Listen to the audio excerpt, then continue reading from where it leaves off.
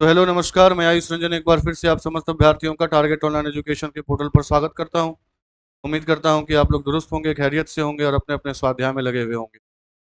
कुछ दिन पहले तक यानी कि कल तक हमारी और आपकी मुलाकात दोपहर में पॉलिटिकल साइंस के कंसेप्ट और क्वेश्चंस दोनों को लेकर लाइव क्लास के अंतर्गत होती थी। लेकिन पाया यह गया कि लगातार क्लास में संलग्न होने के कारण एक तरीके से मोनोटोनस अवस्था में आप लोग पहुंच रहे थे। तो उसी दौर में कोशिश यह की गई कि अब जो पॉलिटिकल साइंस के कंसेप्ट्स हैं क्वेश्चन के मार्फत से वो आपके साथ रिकॉर्डेड अवस्था में शेयर किए जाएंगे। तो उन्हीं को लेकर आपके समक्ष आज उपस्थित हुआ हूँ। अगर आपको याद हो तो पिछले कंसेप्ट क्लासेस में हमने बहुत चीज़ों के ऊपर बात की, चाहे संविधान सभा का गठन हो, चाहे प्रस्तावना की बात हो, चाहे संविधान के विभिन्न स्रोतों की बात हो।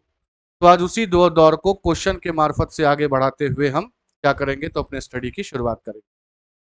ठीक है जी, तो चलिए आज के स्टडी की शुरुआत करते हैं। देखते हैं सवाल क्या है ना, और इसको कितने गहनता के साथ समझा जा सकता है और इसका उत्तर दिया जा सकता है। ठीक है जी, पहला क्वेश्चन कह रहा है कि भारतीय संविधान को कितने भागों में विभाजित किया गया।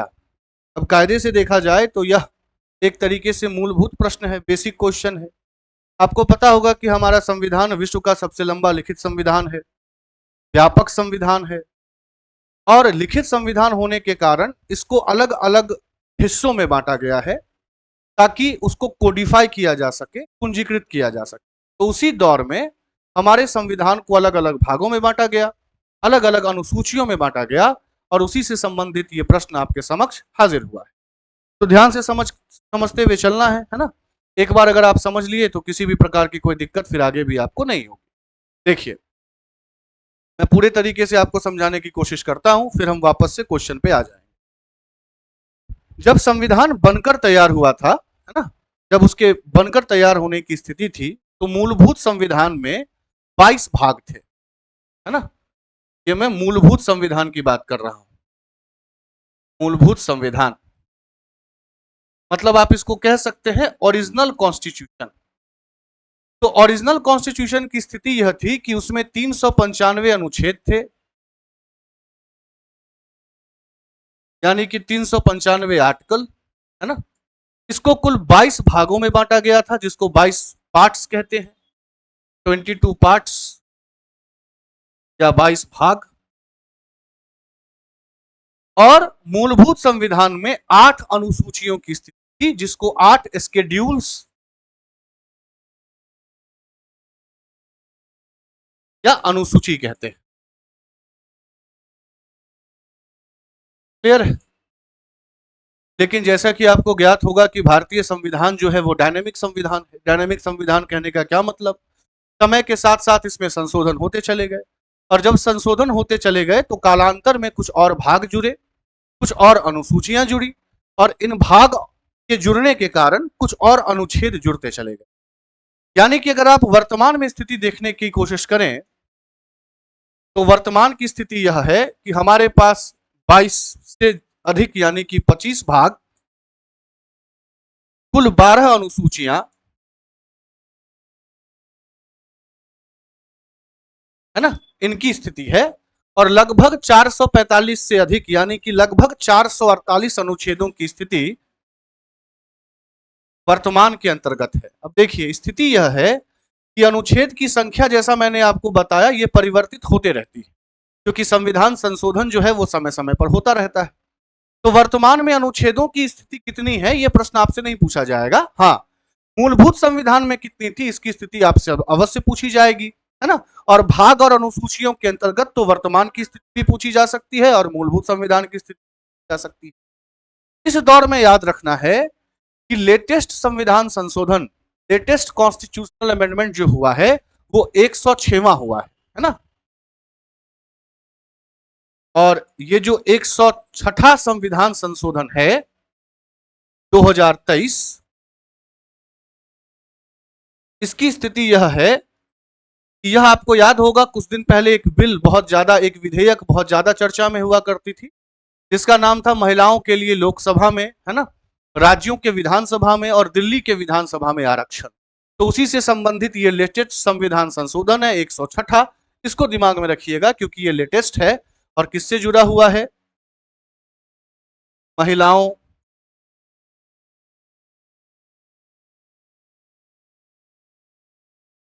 महिलाओं के आरक्षण से संबंधित है ये, है ना।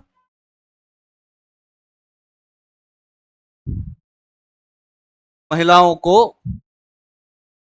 लोकसभा,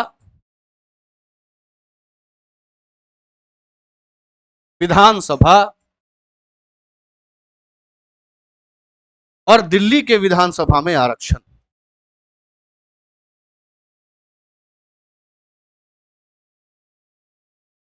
ठीक है जी, इसको क्या करना है तो दिमाग में रखना है। क्लियर है। अब जैसा कि हमारे पास अभी 25 भाग हैं, तो 25 भाग में अलग अलग चीजों की बात की गई है। आपसे सीधे तौर पे पूछा जाता है कि संविधान के किस भाग में लोक सेवा आयोग से संबंधित प्रावधान है, किस भाग में चुनाव आयोग से संबंधित प्रावधान है, किस भाग में आपातकालीन से संबंधित प्रावधान है ना। तो एक बार हम क्या करते हैं, इन 25 भाग की स्थिति जो वर्तमान में है इस पर एक बार नजर डाल देते हैं, ताकि हमें किसी भी प्रकार से कोई दिक्कत आगे आने वाले प्रश्नों में ना हो। ठीक है जी, चलिए।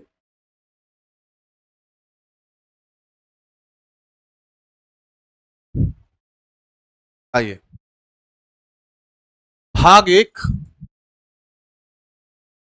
भाग दो, भाग तीन, भाग चार, भाग पांच, भाग छः, भाग सात, भाग आठ, भाग नौ, भाग 10।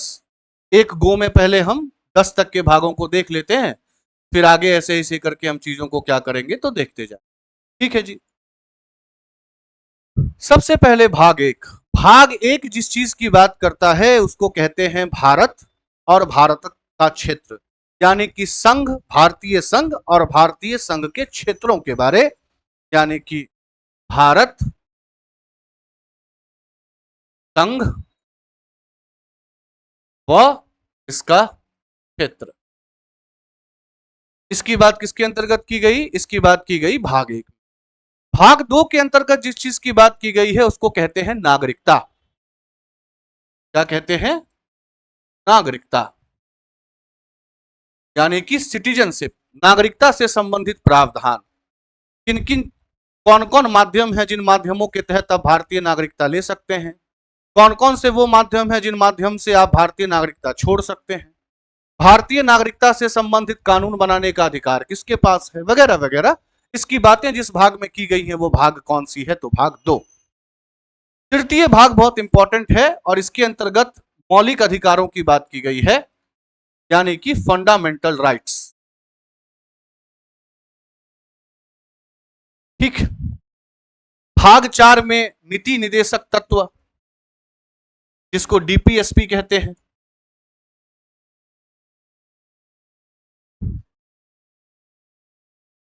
इसकी बात की गई है। भाग पांच पूरा का पूरा केंद्र सरकार, या आप यूं कह सकते हैं कि संघ सरकार से संबंधित है, तो केंद्र सरकार।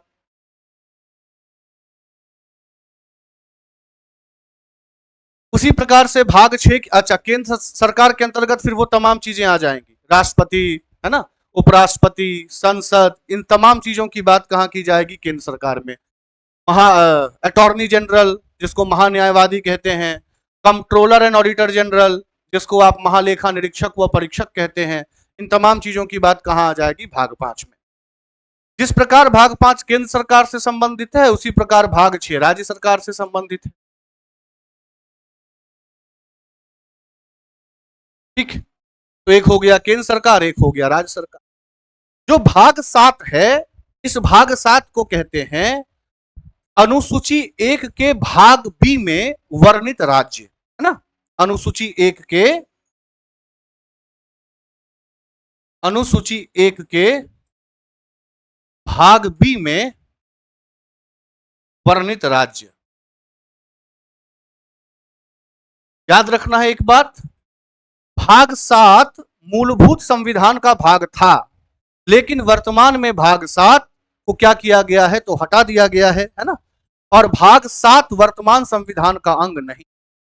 भाग सात को जिस संविधान संशोधन से हटाया गया उसको 1956 का 7वां संविधान संशोधन, तो इसको भी याद रखिएगा कि 1956 के 7वें संविधान संशोधन से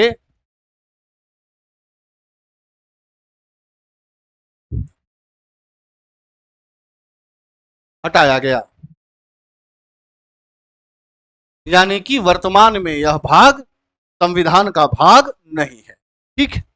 भाग एक आठवां जिसकी बात करता है उसको कहते हैं केंद्र शासित प्रदेश, यूनियन टेरिटरीज, केंद्र शासित प्रदेश। ठीक है, यूनियन टेरिटरीज। भाग 9 जिसकी बात करता है उसको कहते हैं पंचायत से संबंधित प्रावधान, पंचायत से संबंधित।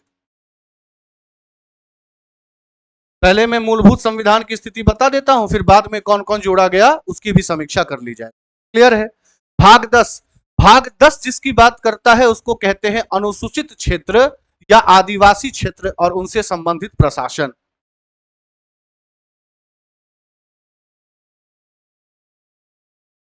अनुसूचित क्षेत्र या कौन सा क्षेत्र? ट्राइबल क्षेत्र, जनजातीय क्षेत्र, है ना। इससे संबंधित प्रावधान जिस भाग में है उस भाग को क्या कहा जाता है? भाग 10।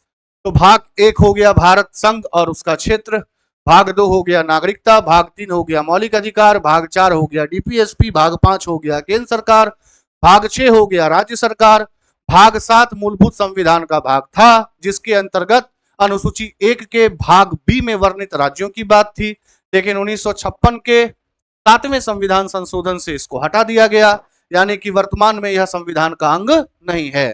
भाग 8 केंद्र शासित प्रदेशों की बात करता है, भाग 9 पंचायत से संबंधित प्रावधान की बात करता है और भाग 10 अनुसूचित क्षेत्र अथवा जनजातीय क्षेत्र के प्रशासन की बात करता है। ये भाग 10 तक की स्थिति आपके समक्ष। ठीक है, आगे चलिए।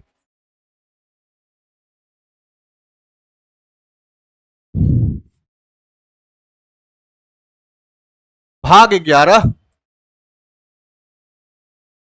भाग 12, भाग 13, भाग 14, भाग 15, भाग 16, भाग 17, भाग 18, भाग 19। ठीक है जी। भाग 11 जिन चीजों की बात करता है उसको कहते हैं केंद्र और राज्यों के बीच संबंध। अब ये केंद्र और राज्यों के बीच संबंध प्रशासनिक संबंध भी है ना, वित्तीय संबंध भी है। तो केंद्र और राज्यों के बीच के संबंध की बात की जानकारी कहां से मिलती है? भाग 11 से।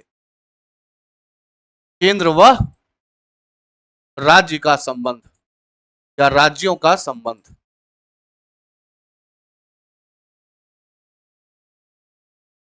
ठीक है। भाग 12, भाग 12 के अंतर्गत जिस चीज की जानकारी मिलती है उसको कहते हैं वित्त, यानी कि फाइनेंस, प्रॉपर्टी और उसके साथ कॉन्ट्रैक्ट, है ना। तीन चीजों की जानकारी, वित्त, प्रॉपर्टी और कॉन्ट्रैक्ट। ठीक है जी। भाग 13, भाग 13 से जिस चीज की जानकारी मिलती है उसको कहते हैं भारत में व्यापार और वाणिज्य, व्यापार व वाणिज्य। ठीक है। भाग 14 से जिसकी जानकारी मिलती है ये आपसे सीधे पूछ लिया जाता है, भाग 14, भाग 15, भाग 17, भाग 18, ये सीधे पूछ लिया जाता है आपसे। भाग 14 से जिसकी जानकारी मिलती है उसको कहते हैं लोक सेवा आयोग, है लोक सेवा आयोग। और इसी के अंतर्गत 3 प्रकार के लोक सेवा आयोग की बात की गई है, संघ लोक सेवा आयोग, राज्य लोक सेवा आयोग और संयुक्त लोक सेवा आयोग। भाग 15 के अंतर्गत जिसकी जानकारी मिलती है उसको कहते हैं चुनाव, इलेक्शन। ठीक है जी।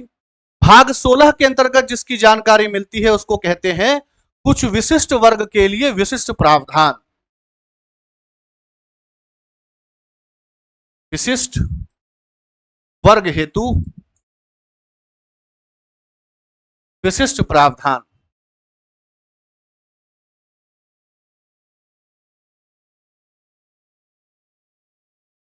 ठीक है।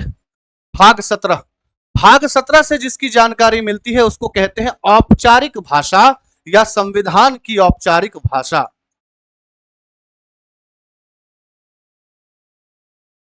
इसकी बात हम अनुसूची 8 में भी करेंगे, है ना। वर्तमान में 22 भाषाओं की स्थिति, मूलभूत संविधान में 14 भाषाओं की स्थिति, कौन सी भाषा किस संविधान संशोधन से जोड़ी गई उसको भी हम देखेंगे अनुसूची के अंतर्गत। भाग 18 जिसकी बात करता है उसको कहते हैं आपातकाल,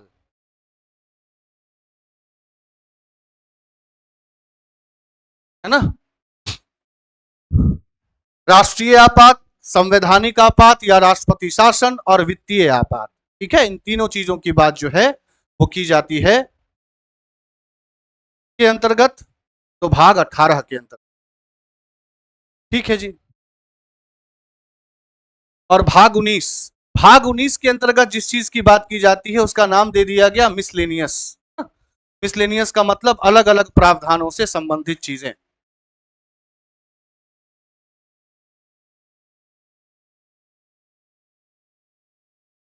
वीडियो फ्लक्चुएट हो रहा है, वीडियो फ्लक्चुएट हो रहा है ये।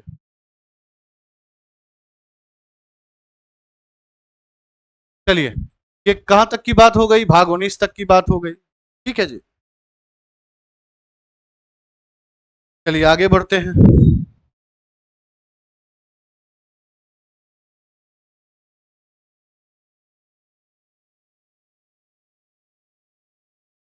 भाग 20, भाग 21 और भाग 22।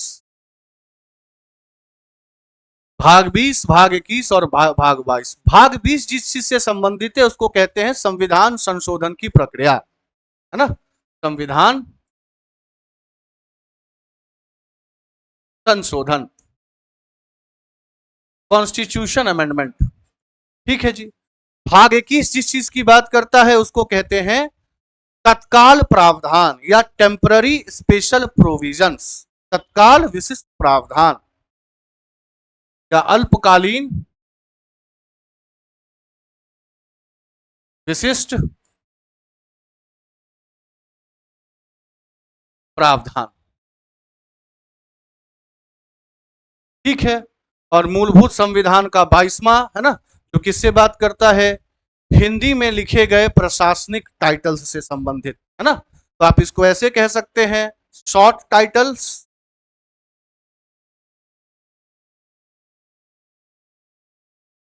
या फिर हिंदी में लिखित आधिकारिक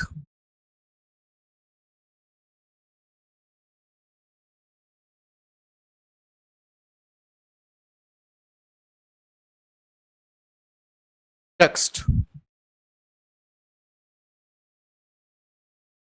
अब आप देखें गौर से तो ये मूलभूत संविधान के 22 भाग हो गए। अगर आप गौर करें तो मैंने कहा था कि वर्तमान में संविधान के 25 भाग हैं।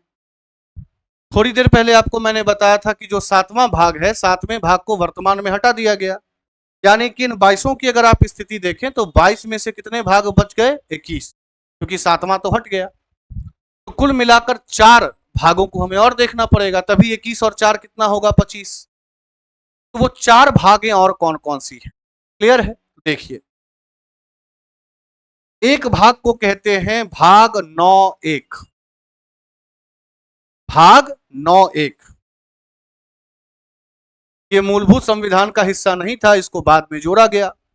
ये जिस चीज से संबंधित है उसको कहते हैं नगर पालिका, म्युनिसिपैलिटीज, ठीक है जी, नगर पालिका। तो 22 में से एक कम हो गया था 21, वापस से कितना हो गया, 22। अब चूंकि ये बाद में जोड़ा गया तो किसी ना किसी संविधान संशोधन से जोड़ा गया होगा, है ना। इसको जिस संविधान संशोधन से जोड़ा गया वो था 74वां संविधान संशोधन, है ना, 74th कॉन्स्टिट्यूशन अमेंडमेंट, 74वें संविधान संशोधन से,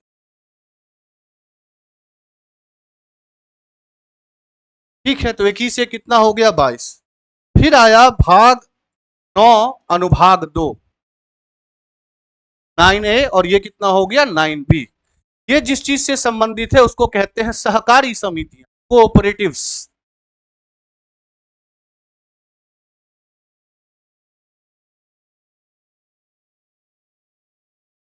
इसको जिस संविधान संशोधन से जोड़ा गया वो था 2011 का 97वां संविधान संशोधन, है ना, 97वां संविधान संशोधन 2011। ठीक है, तो 22 में से एक कम हो गया था, 21 वापस हो गया 22, ये हो गया 23। अगला संविधान जो भाग जोड़ा गया उसको कहते हैं भाग 14A, है ना, जिस भाग 14A के अंतर्गत ट्रिब्यूनल्स की बात की गई। भाग 14A, ठीक है, इसके अंतर्गत किसकी बात की गई, ट्रिब्यूनल्स की, है ना, विशेष न्यायालय के तौर पे ये ट्रिब्यूनल्स जाने जाते हैं, है ना।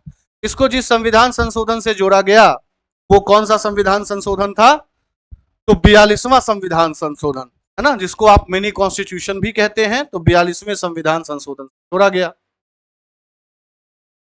और अंतोगत्वा एक चीज आपको पता ही होगी कि संविधान में एक अलग भाग जोड़ा गया था जिसको भाग 4A कहते हैं, है ना। भाग 4A किससे संबंधित था, तो मौलिक दायित्वों से, जिसको फंडामेंटल ड्यूटीज कहते हैं, ठीक है। तो अंतोगत्वा क्या हो गया, भाग 4A से संबंधित मौलिक कर्तव्य, है ना, किससे जोड़ा गया, वापस से 42वें संविधान संशोधन से, किसके परामर्श पर, स्वर्ण सिंह समिति के परामर्श। तो कुल में 22 भाग थे जिसमें से 7वां हटा दिया गया 7वें संविधान संशोधन से, फिर बाकी जोड़े गए।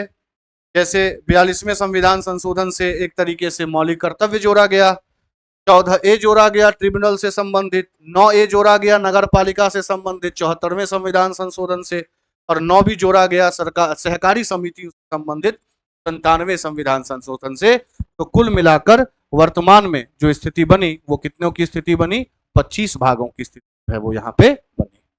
क्लियर है। अब अगर आपके समक्ष ये चीजें क्लियर हैं तो किसी प्रकार से कोई दिक्कत प्रश्नों में नहीं होनी चाहिए। तो आइए एक बार प्रश्नों के समक्ष चलते हैं। क्या था पहला प्रश्न, संविधान को कितने भागों में विभाजित किया गया है। ये आपको याद रखना है, ये मूलभूत संविधान नहीं वर्तमान संविधान के संदर्भ में पूछा जा रहा है। सवाल ऐसे पूछा जाना चाहिए था, या तो ऐसे पूछ लेता कि मूलभूत संविधान को कितने भागों में बांटा गया है, तो उत्तर 22 हो जाता। हम अभी इसको वर्तमान संविधान मानकर चल रहे हैं, तो वर्तमान संविधान के हिसाब से उत्तर क्या हो जाएगा, 25 भाग, है ना। मूलभूत संविधान अगर लिखा गया होता तो उत्तर कितना हो जाता, 22 भाग। ठीक है जी, चलिए नेक्स्ट।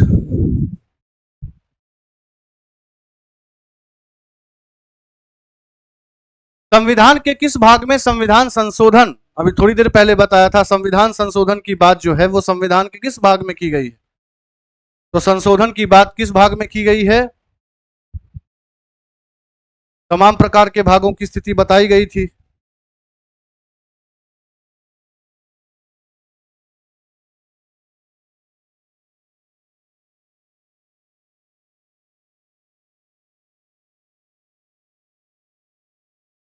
चलिए आइए, संविधान संशोधन की बात किसमें की गई है, भाग 3, भाग 4, भाग 20 या भाग 21। भाग 3 में तो मौलिक अधिकार हो गए, भाग 4 में हो गए राज्य के नीति निर्देशक तत्व, भाग 21 के अंतर्गत हमने आपको बताया थोड़ी देर पहले कि स्पेशल प्रोविजन, है ना, विशिष्ट प्रावधान, जो कि तात्कालिक विशिष्ट प्रावधान था। तो संविधान संशोधन की बात जिस अनुच्छेद में की गई है वो कौन सा अनुच्छेद है, सॉरी कौन सा भाग है, भाग 20। और इसके लिए कौन सा अनुच्छेद जिम्मेदार है, अनुच्छेद 368। क्लियर है। संविधान के किस भाग में पंचायती राज व्यवस्था से संबंधित प्रावधान दिए गए, अभी थोड़ी देर पहले हमने आपको बताया था, है ना। पंचायती राज व्यवस्था से संबंधित प्रावधान जो है वो किस में दिए गए हैं, भाग 9, भाग 6, भाग 3, भाग 4A। अब देखिए जो पंचायती से संबंधित प्रावधानों की बात की गई है मूल रूप से वो तो भाग 9 के अंतर्गत की गई, ठीक है, यानी कि भाग 9 जो है उसका सही जवाब होना चाहिए था। क्लियर है?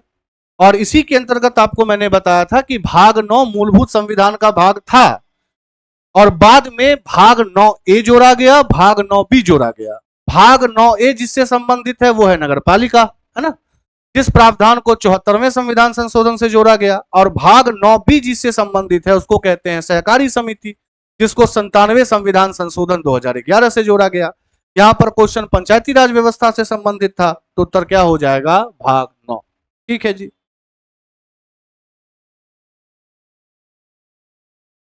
चलिए नेक्स्ट।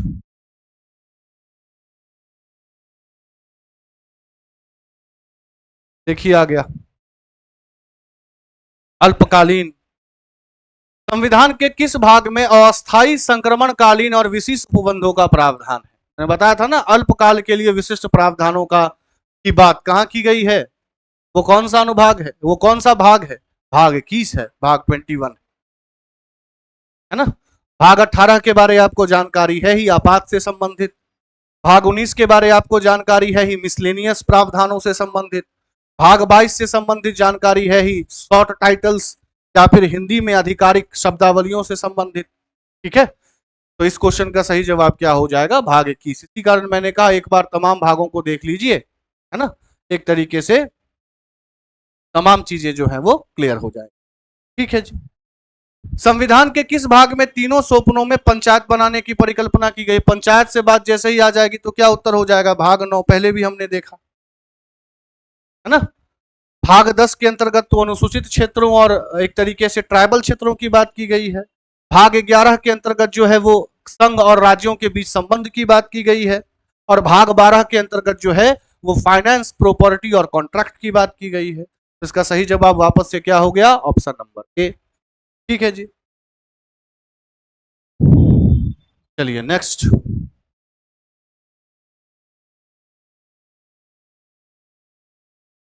भारतीय संविधान के किस भाग में नगर पालिकाओं से संबंधित प्रावधान है? आपको याद होगा, मैंने थोड़ी देर पहले बताया था, भाग 9 मूलभूत संविधान का भाग था, लेकिन भाग 9A को बाद में जोड़ा गया 74वें संविधान संशोधन से। और ये जो भाग 9A है यही किसकी बात करता है? तो नगर पालिकाओं की बात करता है। ठीक है, किस संविधान संशोधन से जोड़ा गया ये भाग? 74वें संविधान संशोधन से।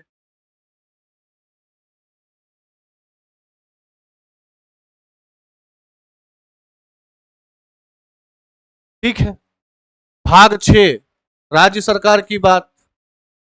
भाग 7 आपको पता होगा मूलभूत संविधान का भाग था पर इसको हटा दिया गया है।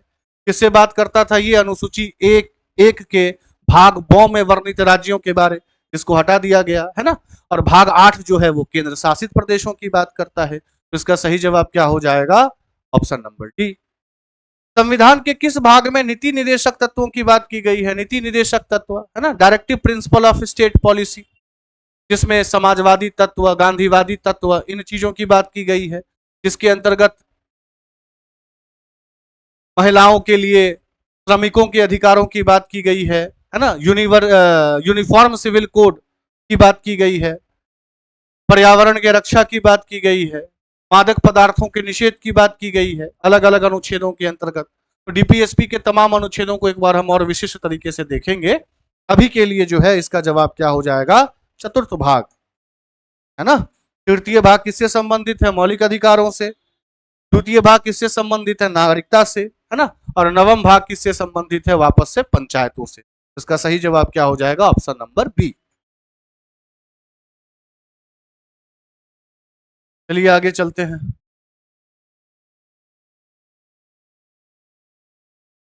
संविधान के भाग 1 में निम्न में से किसका वर्णन है? भाग 1 ही पूछ दिया, तो भाग 1 के तहत क्या बताया गया था? भारतीय संघ और उसका क्षेत्र, है ना, इसी की बात की गई है। नागरिकता की बात भाग 2 में है, मौलिक अधिकार की बात भाग 3 में है, राज्य के निदेशक तत्व की बात भाग 4 में है। ठीक है, संविधान के किस भाग में मूल अधिकार की बात की गई है? वापस से भाग 3 में की गई है, जस्ट ऊपर भी अभी लिखा है। इसी कारण मैंने कहा था एक बार समस्त भागों को देख लीजिए तो किसी भी प्रकार की कोई दिक्कत आपको नहीं होगी। क्लियर है जी? चलिए नेक्स्ट।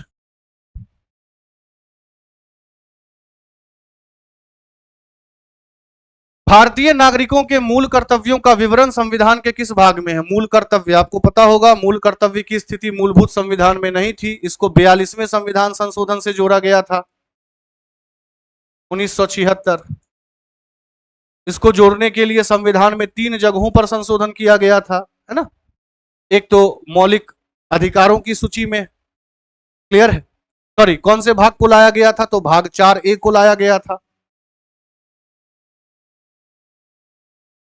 किसके परामर्श पे लाया गया था? तो स्वर्ण सिंह समिति।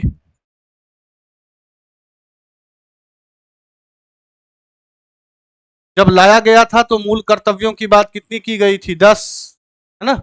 लेकिन बाद में फिर शिक्षा से संबंधित चीजों को 86वें संविधान संशोधन 2002 से लाकर, है ना, कुल मिलाकर कर्तव्यों की संख्या कितनी बना दी गई? 11।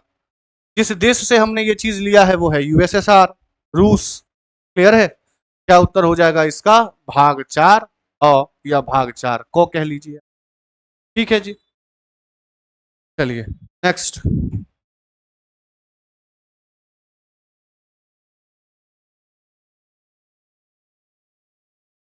वर्तमान में भारतीय संविधान में कुल कितनी अनुसूचियां हैं? कब की बात कर रहा है? वर्तमान में, है ना। तो वर्तमान में कितने की बात की गई थी? कितने अनुसूची हो गए हैं? 12। मूलभूत संविधान पूछता तो कितना हो जाता? उत्तर 8। अब जिस प्रकार से अलग अलग भागों में अलग अलग बातें की गई हैं, उसी प्रकार से अलग अलग अनुसूचियों में अलग अलग बातें की। ठीक है, तो एक बार क्या कीजिए आप, एक बार इन तमाम चीजों को एक बार देख लीजिए, किस अनुसूची के तहत जो है वो क्या बात की गई। ठीक है, तो अनुसूची 1,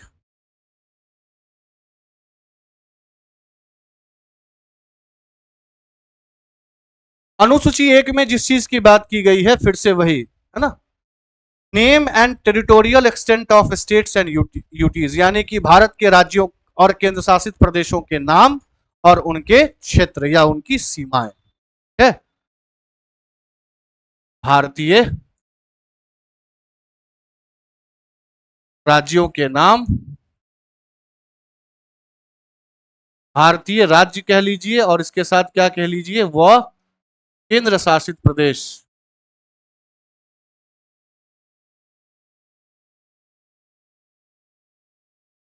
ठीक है जी, तो भारतीय राज्य व केंद्र शासित प्रदेश के नाम व उनके क्षेत्र। अनुसूची 1 में इस चीज की बात की गई। ठीक है, फिर आया अनुसूची 2। अनुसूची 2 के अंतर्गत जो अलग अलग संवैधानिक पद हैं, उन अलग अलग संवैधानिक पदों के अलाउंसेस यानी कि भत्ते और वेतन की बात की गई। ठीक है, तो विभिन्न संवैधानिक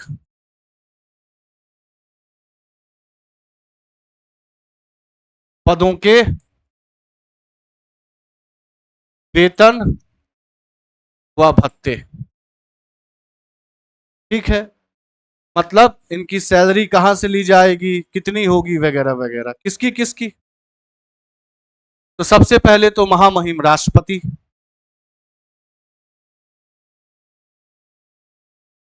उसके बाद राज्यों के राज्यपाल, उसके बाद महालेखा निरीक्षक,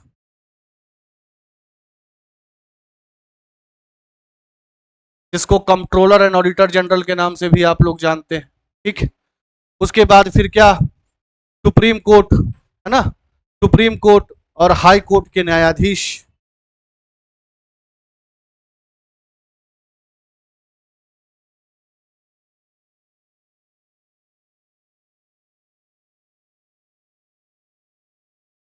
और आगे क्या? लोकसभा के अध्यक्ष यानी कि स्पीकर और डिप्टी स्पीकर।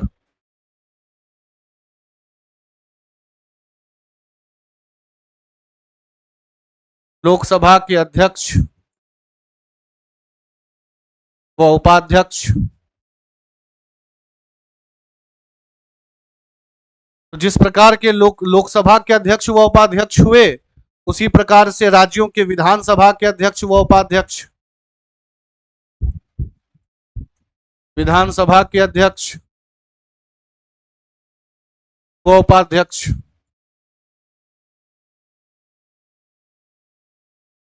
राज्यसभा के सभापति, उपसभापति,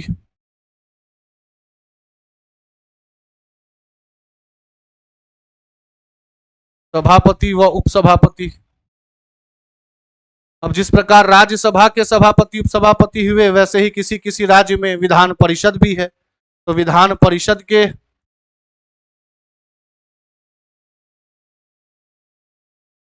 सभापति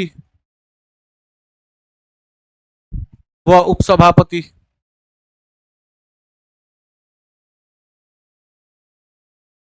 ठीक है जी।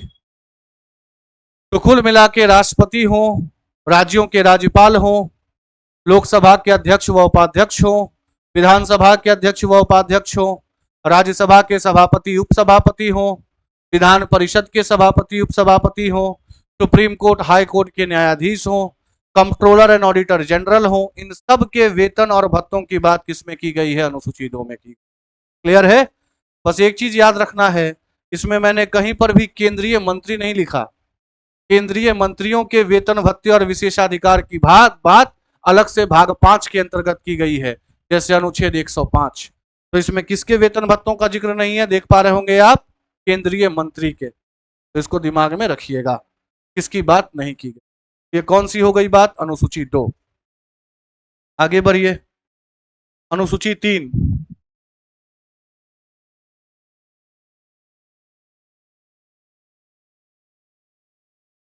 जिस प्रकार अनुसूची 2 में अलग अलग संवैधानिक पदों के वेतन भत्तों की बात की गई है, अनुसूची 3 में विभिन्न संवैधानिक पदों के ओथ यानी कि शपथ प्रणाली की बात की गई है। कौन किसके सम्मुख शपथ लेगा इत्यादि, है ना? तो संवैधानिक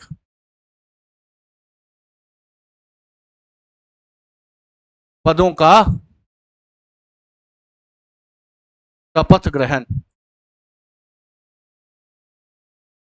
इससे संबंधित अलग अलग प्रकार के प्रावधानों की बात। तो किसके शपथ ग्रहण के प्रावधानों के बात, है ना? तो सबसे पहले केंद्रीय मंत्री, ठीक है, केंद्रीय मंत्री। दूसरे कौन? संसद के लिए जो चुनाव लड़ने के लिए जा रहे हैं वे समस्त लोग। सांसदों का शपथ ग्रहण, सुप्रीम कोर्ट के जज का शपथ ग्रहण, हाई कोर्ट के जज का शपथ ग्रहण, महालेखा निरीक्षक व परीक्षक के का शपथ ग्रहण, जिसको सीएजी कहते हैं, है ना? राज्य विधायिका के चुनाव के लिए जाने वाले लोगों का शपथ ग्रहण, राज्य विधायिका के यानी कि विधायकों का शपथ ग्रहण, ठीक है? तो केंद्रीय मंत्री हो गया।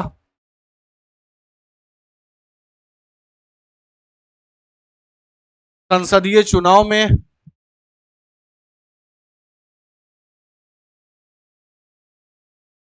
भाग लेने वाले लोग,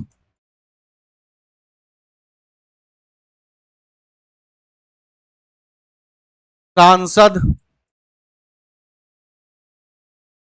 सुप्रीम कोर्ट व हाई कोर्ट के न्यायाधीश,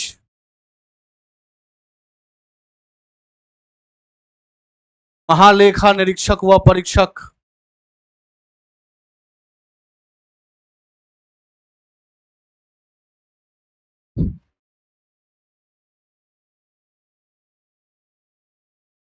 ठीक है जी। उसके बाद क्या? राज्य विधायिका के सदस्य,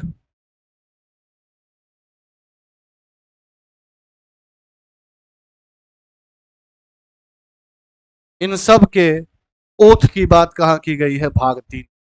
वापस याद रखना है, इसमें कहीं पर भी राष्ट्रपति उपराष्ट्रपति नहीं लिखा है। तो जिस प्रकार से भाग 2 में केंद्रीय मंत्रियों के वेतन भत्ते का, भाग 2 कह रहा हूं, अनुसूची 2 में केंद्रीय मंत्रियों के वेतन भत्ते का उल्लेख नहीं है, उसी प्रकार से भाग 3 में राष्ट्रपति के शपथ ग्रहण का उल्लेख नहीं है, क्योंकि राष्ट्रपति के शपथ ग्रहण का प्रावधान अलग से भाग 5 में क्लियर कर दिया गया है ना, कि जो सुप्रीम कोर्ट है उसके सीजीआई के समक्ष जो होगी उनकी शपथ ग्रहण की। ठीक है जी। तो इसको याद रखना है कौन है और कौन नहीं। क्लियर है? उसके बाद फिर आता है अनुसूची 4। अनुसूची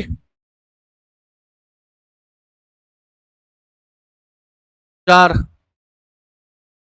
इसके अंतर्गत राज्यसभा में जो सीटों का आवंटन होता है, राज्यसभा में जो सीटें दी जाती हैं राज्य और केंद्र शासित प्रदेश से, वो कैसे दी जाती है उसकी बात की गई है। यानी कि राज्यसभा में राज्यों और केंद्र शासित प्रदेशों से सीट का आवंटन, या सिंपल याद रखिएगा, राज्यसभा में सीटों का आवंटन।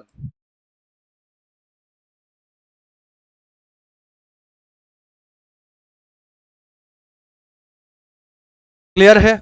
ये क्या हो गया? अनुसूची 4। फिर आता है अनुसूची 5।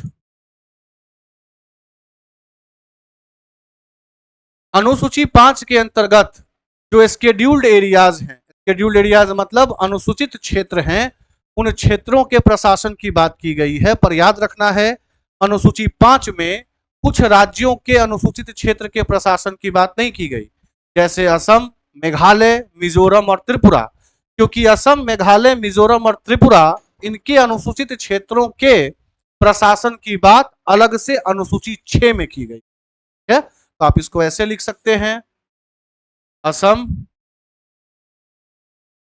मेघालय, मिजोरम और त्रिपुरा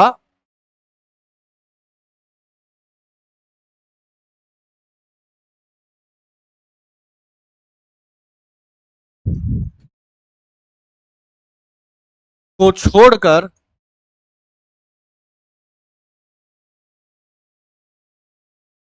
अनुसूचित क्षेत्रों का प्रशासन, ठीक है। और अनुसूची 6 में क्या हो जाएगा? केवल इन्हीं क्षेत्रों यानी कि असम, मेघालय, मिजोरम और त्रिपुरा, इनके अनुसूचित क्षेत्रों का प्रशासन। असम, मेघालय, मिजोरम व त्रिपुरा के अनुसूचित क्षेत्रों का प्रशासन है। अनुसूची 5 में इन सबको छोड़ दिया गया, इन चारों को, और अनुसूची 6 में बस इन्हीं चारों के अनुसूचित क्षेत्र के प्रशासन की बात की गई। क्लियर है जी? आगे आइए, अनुसूची 7।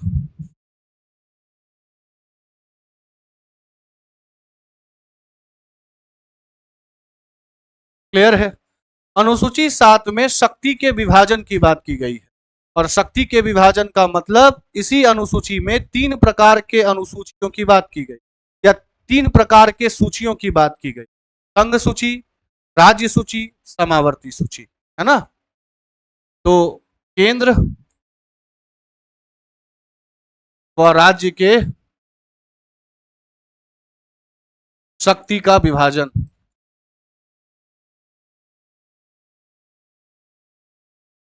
और कितने प्रकार की सूची लाई गई? 3 प्रकार की सूची, संघ सूची, राज्य सूची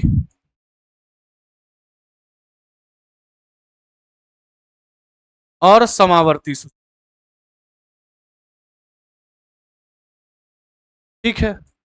संघ सूची में मूलभूत जितने विषय दिए गए थे, विषय का मतलब वे मुद्दे जिन मुद्दों के ऊपर केंद्र सरकार कानून बना सके, उन विषयों की संख्या मूलभूत रूप से 97 थी, पर कालांतर में ये बढ़ते बढ़ते वर्तमान में 100 की स्थिति को प्राप्त इसने कर लिया है ना। तो याद रखिएगा, मूलभूत 97, वर्तमान में कितना हो गया? 100।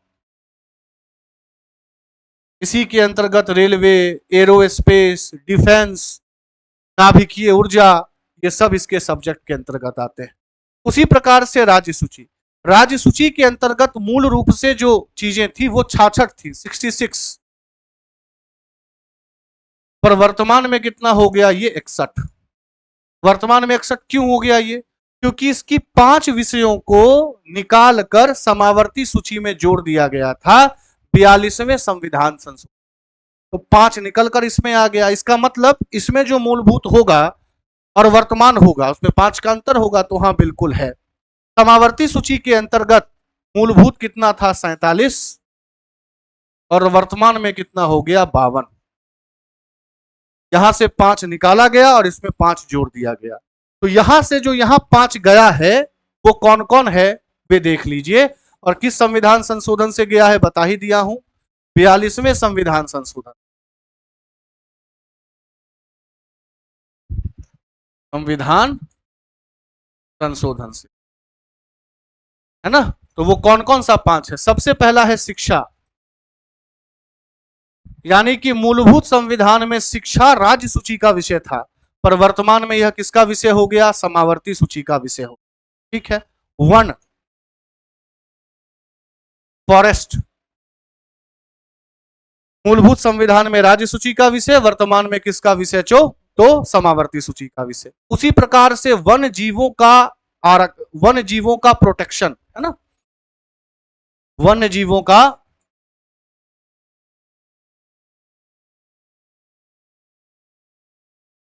संरक्षण, नाप और तौल, वेट्स एंड मेजर्स। ठीक है जी, तो ये 4 हो गए, है ना। और 5वें के तौर पर क्या हो गया? सभी प्रकार के न्यायालयों का संगठन केवल सर्वोच्च और उच्च न्यायालय को छोड़कर, यानी कि 5वां प्रावधान क्या हो गया? हाई कोर्ट व सुप्रीम कोर्ट को छोड़कर अन्य न्यायालय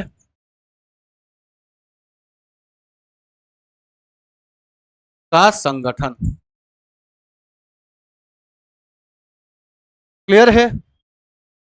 तो अगर आपसे यह भी पूछा जाए कि 42वें संविधान संशोधन से किन किन विषयों को राज्य सूची से निकाल के समावर्ती सूची में दे दिया गया, ये वही विषय है।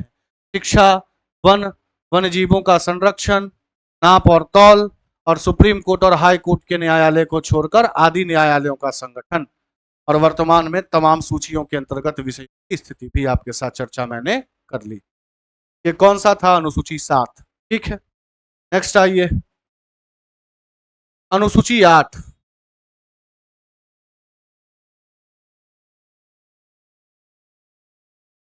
अनुसूची 8 के अंतर्गत औपचारिक भाषाओं की बात की गई है। ऑफिशियल लैंग्वेज मतलब संविधान की कितनी भाषाएं ऑफिशियल?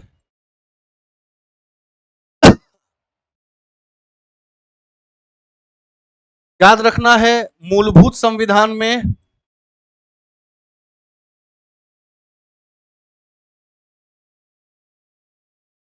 कितनी भाषाएं औपचारिक थी? 14। वर्तमान में कितनी है? 22। इसका मतलब 8 भाषाओं को बाद में जोड़ा गया होगा, है ना। तो कौन कौन सी भाषा को कब जोड़ा गया एक बार वो भी देख लीजिए। 21वें संविधान संशोधन 1967 से सिंधी जोड़ा गया, सिंधी भाषा। 21वें संशोधन 1967 से कौन सी भाषा जोड़ी गई? सिंधी। ठीक है।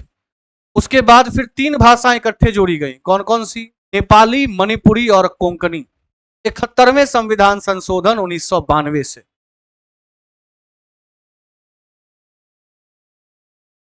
नेपाली, मणिपुरी और कोंकणी। और अंतोगत्वा 4 भाषाएं को और जोड़ा गया, मैथिली, डोगरी, बोडो और संथाली, है ना। 52वें संविधान संशोधन 2003।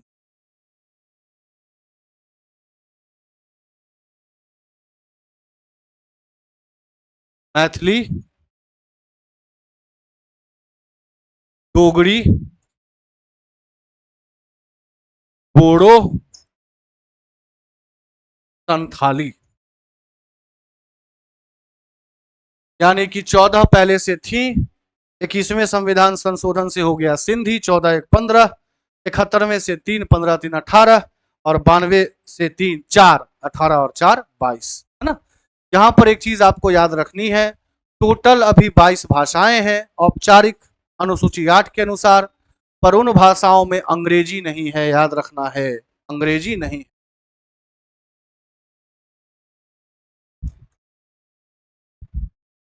22 भाषा में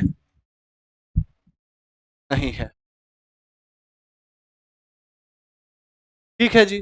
तो कौन कौन सी कुल भाषाएं हैं एक बार सुन लीजिए, चाहे तो इसको लिखते चलिए, मैं आराम आराम से बोलता हूं। असमी, बंगाली, बोडो, डोगरी जो जोड़ा गया, गुजराती, हिंदी, कन्नड़, कश्मीरी, कोंकणी, मैथिली, मलयालम, मणिपुरी, मराठी, नेपाली, उड़िया, पंजाबी, संस्कृत, संथाली, सिंधी, तमिल, तेलुगु और उर्दू। ये 22 भाषाएं अभी हैं। इन 22 भाषाओं में अंग्रेजी का जिक्र कहीं नहीं। और एक याद याद चीज रखना है, पहले उड़िया जो लैंग्वेज मैंने आपको बताया उड़ीसा की, उसको लिखा जाता था ORYA। अब उड़िया को लिखा जाता है उड़िया, ODIY। तो उड़िया से ओडिया, ये जो शब्द का हस्तांतरण है, ये 96वें संविधान संशोधन 2011 से किया गया। इसको भी दिमाग में रखिएगा। 96वें संशोधन 2011। क्या किया गया, पहले लिखा जाता था उड़िया, इसको बदल के कर दिया गया ओडिया, है ना। तो नाम का एक तरीके से क्या थोड़ा सा अंतर। क्लियर है। चलिए, तो ये कितने हो गए, अनुसूची 8। इतनी अनुसूचियां मूलभूत संविधान में तो थी ही, है ना। बाद में कौन कौन जोड़ी गई, अनुसूची 9। अनुसूची 9 प्रथम संविधान संशोधन से जोड़ी गई।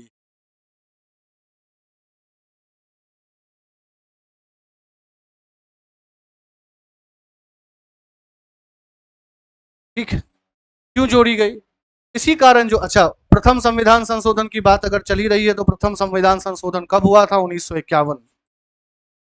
क्यों जोड़ी गई, ये जोड़ने के पीछे का मतलब यह था कि विभिन्न राज्य सरकारों के द्वारा जो भूमि सुधार किया जा रहा है, या जो जमींदारी व्यवस्था का उन्मूलन किया जा रहा है, उससे संबंधित जो कानून बनाए जा रहे हैं, उन कानूनों का न्याय पुनर्विलोकन संभव ना हो पाए। यानी कि सुप्रीम कोर्ट उन न्याय, उन डिसीजंस जो स्टेट लेजिस्लेचर के द्वारा, राज्य विधायिका के द्वारा भूमि सुधार या जमींदारी उन्मूलन के अंतर्गत बनाया जा रहा है, उसके ऊपर सुप्रीम कोर्ट का हाथ पैर बिल्कुल क्या हो जाए, तो जम जाए, और उसका न्याय पुनर्विलोकन संभव ना हो पाए। तो जानबूझकर ये एक तरीके से स्थिति जो है वो लाई गई। 2007 में सुप्रीम कोर्ट ने इसके लिए एक जजमेंट पास किया, और सुप्रीम कोर्ट ने जजमेंट पास करते हुए ये कहा कि 24 अप्रैल 1973 के बाद जो भी कानून इस अनुसूची में लाए गए हैं, उसका न्याय पुनर्विलोकन संभव होगा। 24 अप्रैल 1973 से पहले जो कानून लाए गए थे, उनका न्याय पुनर्विलोकन संभव नहीं हो पाएगा। ये जजमेंट 2007 में सर्वोच्च न्यायालय ने दे दी, है ना। तो इसका मूलभूत उद्देश्य क्या था, राज्य सरकारों के द्वारा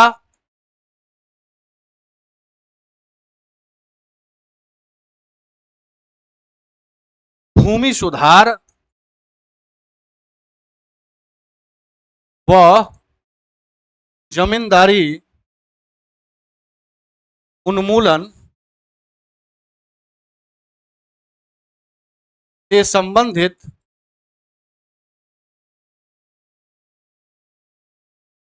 कानून को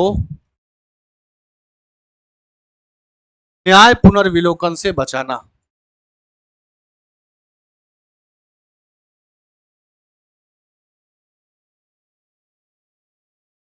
न्याय पुनर्विलोकन मतलब क्या, कि सुप्रीम कोर्ट उसकी वैधता की जांच ना कर सके, ऐसी स्थिति लाना।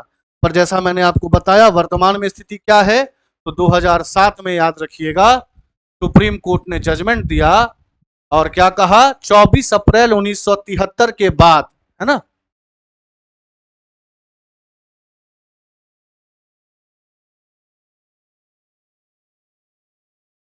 के बाद के कानून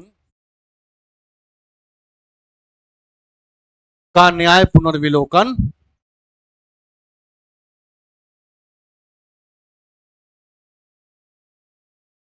संभव है। मतलब 1973 से पहले के कानूनों का न्याय पुनर्विलोकन जो है वो संभव नहीं। क्लियर है? ये क्या था? ये अनुसूची नंबर 9 थी। ठीक है, चलिए अगला चलिए। अनुसूची 10।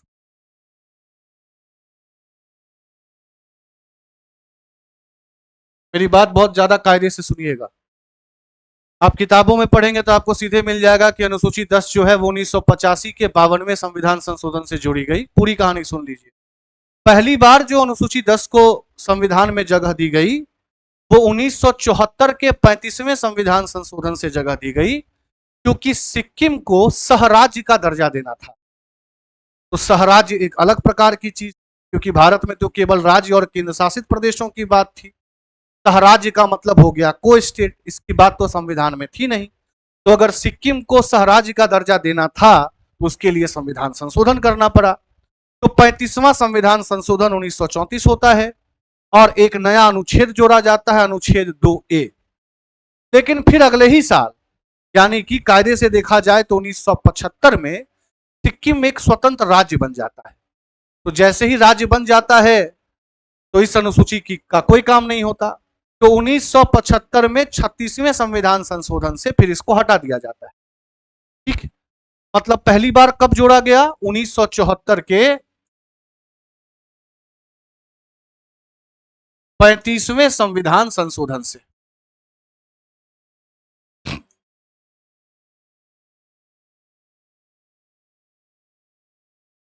हटाया कब गया? तो 19, अच्छा क्यों क्यों जोड़ा गया था? कारण क्या था? सिक्किम को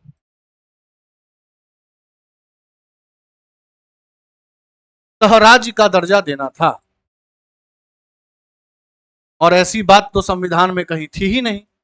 तो जब थी ही नहीं तो उसके चलते विशिष्ट प्रकार के प्रावधान लाने थे, तो यह संविधान संशोधन किया गया। फिर 1975 के 36वें संविधान संशोधन से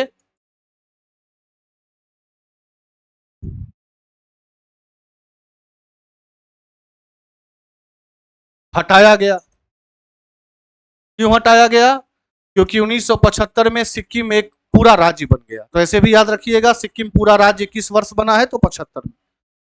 अब 75 से लेकर 85 तक हमारे अनुसूची की संख्या वापस से बस 9 ही थी, क्योंकि 75 में तो हटा दिया गया।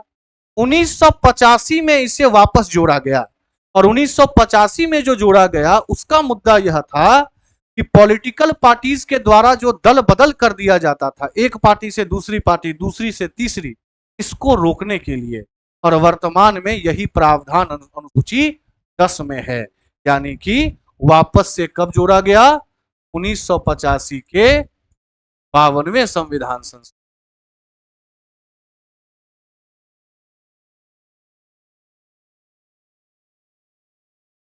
है ना। और ये किसकी बात करता है? दल बदल विरोध नीति, है ना। और इसके अंतर्गत क्या बातें की गई हैं, है ना। फॉर एग्जाम्पल, आप किसी पॉलिटिकल पार्टी से चुनाव लड़े, पॉलिटिकल पार्टी से चुनाव लड़ने के बाद जो है वो आप जीत के आ गए, और जीत के आने के बाद आपने उस पार्टी का त्याग कर दिया। जैसे ही त्याग कर दिया तो आपके ऊपर माननीय लोकसभा के स्पीकर के द्वारा, है ना, या फिर आप जिस सदन के हैं उसके अध्यक्ष के द्वारा ये अंतोगत्वा डिसाइड किया जाएगा कि आपका जो सांसद का पद है वो आपसे छीना जाए या ना छीना। दूसरी बात, आप किसी पॉलिटिकल पार्टी के हैं, आपको पॉलिटिकल पार्टी ने कहा कि अमुक मुद्दे पर संसद में वोट करना है, आप जानबूझकर उस दिन वोटिंग करने के लिए नहीं गए, ये भी ग्राउंड बनता है कि आपके संसद की सदस्यता जो है वो चली जाए। तीसरी बात क्या, आप इंडिपेंडेंटली, यानी कि बिना किसी पार्टी के, जिसको आप कहते हैं कि इंडिपेंडेंट कैंडिडेट के तौर पर चुनकर आए, है ना, और इंडिपेंडेंट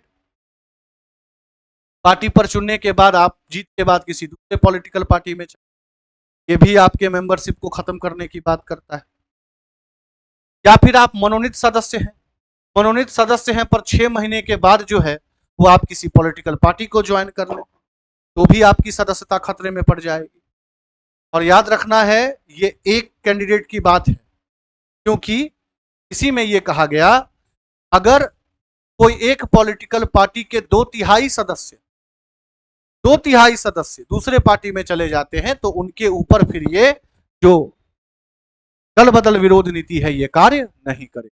और दूसरी बात, अगर आपको पार्टी खुद से निकाल दे, अगर आपने छोड़ा है तो आप एलिजिबल हैं, है ना। अगर आप इंडिपेंडेंट कैंडिडेट हैं और आप जीतने के बाद दूसरे पार्टी में चले गए तो भी आप एलिजिबल हैं कि आपको हटा दिया जाएगा। लेकिन अगर पार्टी ने आपको खुद से हटा दिया है तो फिर आपकी सदस्यता जाए, इसकी कोई बात नहीं गई है। ठीक है, इसके संबंध में एक केस भी आया था कि हो तो होललान केस 1992। ठीक है, और याद रखना है इससे संबंधित जो प्रावधान है उस पर निर्णय करने का अधिकार किसके पास है। वापस से मैंने बोला, अगर लोकसभा के आप सांसद हैं तो लोकसभा अध्यक्ष के पास, और अगर राज्यसभा के हैं तो राज्यसभा के सभापति के पास। वो डिसाइड करेंगे कि आपके साथ क्या करना है। ठीक है, तो यही था क्या, अनुसूची 10 पहली बार जोड़ा गया 74 में, 75 में हटा दिया गया, 85 में वापस से जोड़ा गया, और अभी जो जोड़ा गया है वो दल बदल विरोध नीति की बात करता है।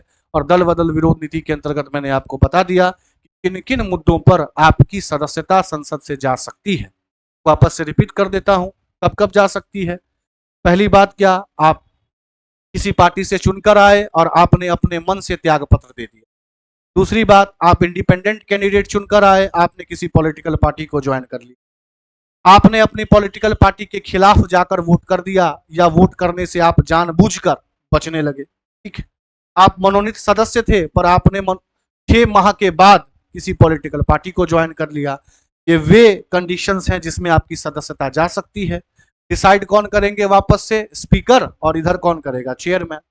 लेकिन अगर आपको खुद पॉलिटिकल पार्टी ने निकाला है तो आपकी सदस्यता नहीं जाएगी बतौर सांसद। और अगर आपने किसी पॉलिटिकल पार्टी के 2/3 सदस्यों को लेकर दूसरी पार्टी ज्वाइन कर ली है तो भी आपकी सदस्यता नहीं जाएगी। ठीक है, तो ये क्या था, अनुसूची 10।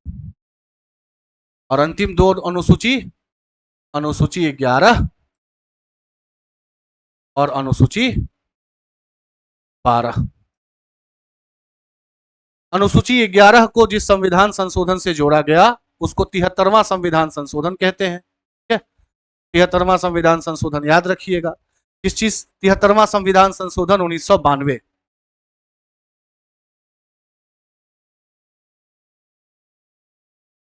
12 को जिससे जोड़ा गया वो 74वां संविधान संशोधन था 1992 का।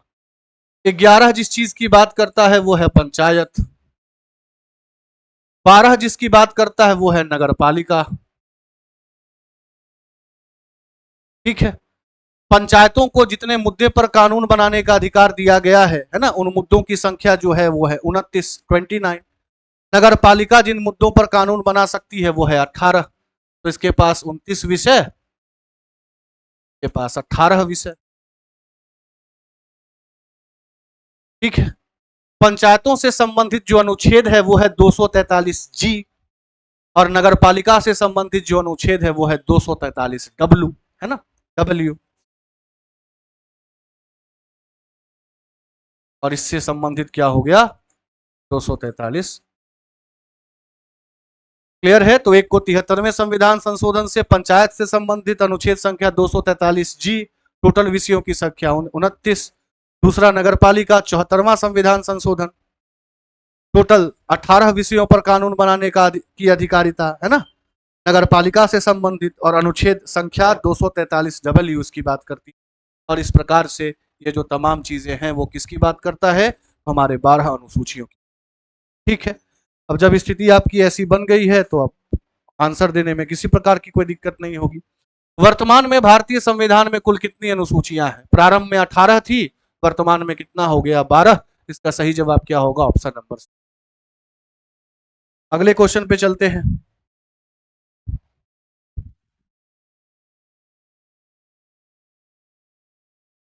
वही बात वापस आ गया, है ना। संविधान सभा के द्वारा प्रस्तुत प्रारूप संविधान में कितनी अनुसूचियां थी बताया हूं, है ना। मूलभूत अनुसूचियां कितनी थी, 18 थी, वर्तमान में कितनी हो गई हैं, तो 12 हो गई। ठीक, संविधान सभा द्वारा अंतिम रूप से पारित संविधान में कुल कितनी अनुसूचियां थी? वापस से वही क्वेश्चन, ठीक है जी। और वर्तमान पूछ ले तो वर्तमान में क्या आंसर होगा? तो 12, ठीक है। चलिए अगले प्रश्न की तरफ चलते हैं। वापस से वही क्वेश्चन, मूल संविधान में कितनी अनुसूचियां थी वगैरह वगैरह। किस संविधान संशोधन अधिनियम द्वारा भारतीय संविधान में 9वीं अनुसूची जोड़ी गई है? 9वीं याद होगा आपको, प्रथम संविधान संशोधन, है ना, 1951। और क्यों जोड़ा गया था? तो राज्य सरकारों के द्वारा जमींदारी उन्मूलन और भूमि सुधार से संबंधित जो कानून बनाए गए थे उनको सुप्रीम कोर्ट के न्याय पुनर्विलोकन से बचाने के लिए। और 2007 में सर्वोच्च न्यायालय ने यह कहा कि 24 अप्रैल 1973 के बाद जो कानून लाए गए हैं उन पर न्याय पुनर्विलोकन संभव होगा, ठीक है जी। नेक्स्ट आइए, 52वें संविधान संशोधन द्वारा 1985 याद होगा आपको, 10वीं अनुसूची की बात की जा रही है ना। पहली बार तो 74 में जोड़ा गया, फिर 75 में हटा दिया गया, वापस से 85 में जोड़ा गया। 1985 में कौन सी अनुसूची? 10वीं अनुसूची। और वर्तमान में यह जिसकी बात करता है वो क्या है? दल बदल विरोध नीति, है ना, जिसके चलते कुछ शर्तें रखी गई हैं, जिस शर्तों के आधार पर आपकी संसदीय सदस्यता जा सकती है। इन कंडीशन को थोड़ी देर पहले मैंने आपको बताया था, है ना। और ये डिसाइड करने का अधिकार किसके पास है? लोकसभा के अध्यक्ष और राज्यसभा के सभापति के पास।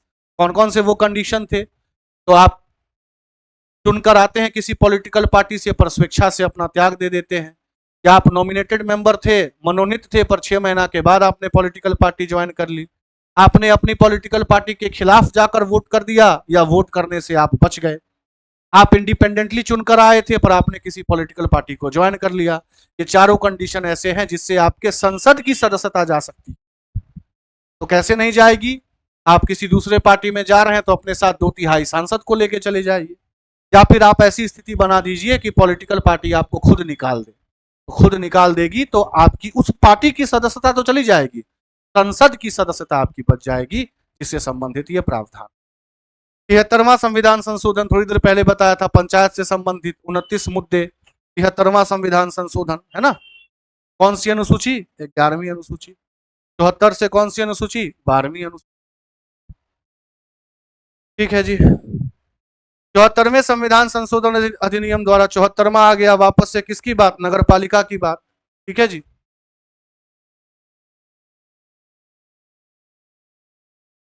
ये क्या हो गया? नगर पालिका की बात, ठीक है। 74वें से क्या जोड़ा गया? 12 जोड़ा गया। संविधान की द्वितीय अनुसूची का संबंध किससे है? बताया था, कुछ संवैधानिक पदों के वेतन और भत्तों से, याद होगा आपको। इसके अंतर्गत राष्ट्रपति की बात की गई थी, उपराष्ट्रपति की बात की गई थी, सुप्रीम कोर्ट, हाई कोर्ट के जज की बात की गई थी। तो राज्यसभा के प्रतिनिधित्व से, भाषाओं से, शपथ ग्रहण से, या महत्वपूर्ण पदाधिकारियों के वेतन से। किस किन किन अधिकारियों के वेतन की बात की गई वो भी बताया, किनकी बात नहीं की गई उस पर भी ध्यान देने के लिए कहा, ठीक है जी।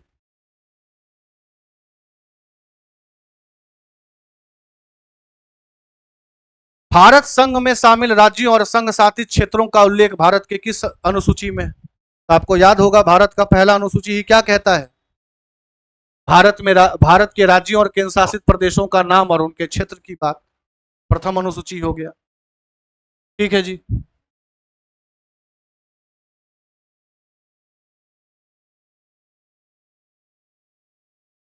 संविधान सभा द्वारा अंतिम रूप से पारित संविधान में कुल कितने अनुच्छेद, अनुसूचियां थी? याद होगा आपको, मूलभूत संविधान में कितने अनुच्छेद थे? 395। अनुसूचियां कितनी थी? 8। वर्तमान में अनुसूचियां 12, भाग 25 हो गए, और अनुच्छेदों की संख्या तो बढ़ती ही जा रही, 448 के आसपास है। वर्तमान समय में भारतीय संविधान की गणना वर्तमान की स्थिति से पूछा जा रहा है ना। 448, 12 अनुसूचियां, हालांकि और भी बढ़ते ही जाएगा इसमें, क्योंकि संविधान में संविधान संशोधन जो है वो लगातार चलते रहता है। लेटेस्ट संविधान संशोधन बता रखा हूं, किससे संबंधित है? तो महिलाओं के आरक्षण से ना। 106वां संविधान संशोधन पढ़ने के बाद सॉल्व करेंगे तो किसी प्रकार की कोई दिक्कत नहीं होगी। वर्तमान में भारतीय संविधान में धाराओं की संख्या कितनी? देखिए वर्तमान में तो 448 के आसपास अनुच्छेदों की संख्या पहुंच गई। इनमें से कोई नहीं जो है उसका सही जवाब होना चाहिए। संविधान के किस अनुच्छेद में यह अंकित है कि इंडिया अर्थात भारत राज्यों का संघ होगा? पहले ही अनुच्छेद में, भाग 1 के पहले ही अनुच्छेद में बताया गया है ना, कि भारत क्या होगा? राज्यों का संघ होगा। और मैंने अपने कंसेप्ट क्लास में संघ, परिसंघ और महापरिसंघ की बातें खुल के की। ठीक है जी।